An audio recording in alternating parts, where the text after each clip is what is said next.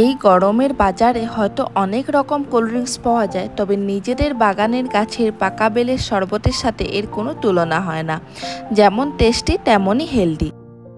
বেলগুলো পেকে গাছ থেকে পড়ে যায় আর আমি কুড়িয়ে আনি। সেরকমই বেশ কয়েকটা বেল ছিল, তাই ভাবলাম চলো আজ বেলের শরবত করেই খাওয়া যাক। সেই মতো বেলগুলো ফাটিয়ে ভেতর থেকে শ্বাসটা কুড়ে কুড়ে নিয়ে নিলাম।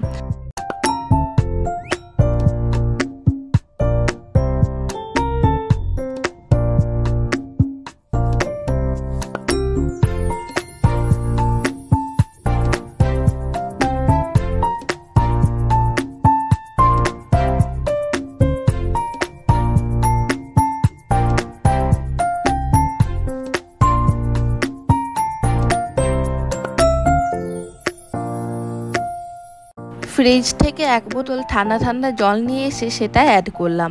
গরমের শরবত একটু ঠান্ডা ঠান্ডা হলে তবেই বেশ ভালো লাগে। এভাবে বেলের শ্বাসটা জলে ভালোভাবে গুলে নিয়ে ভালোভাবে মিশিয়ে দেব।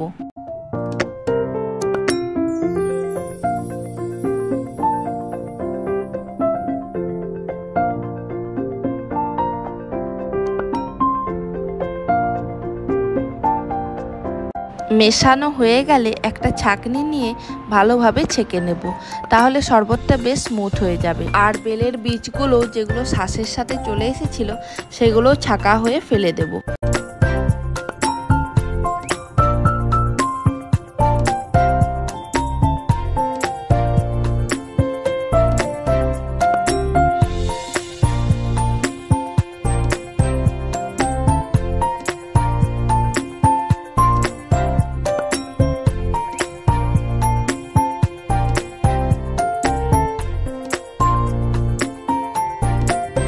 তাহলেই ঠান্ডা ঠান্ডা বেলের শরবত রেডি হয়ে যাবে। বেলগুলো এত মিষ্টি যে আমি আর এতে আলাদা করে চিনি অ্যাড করিনি।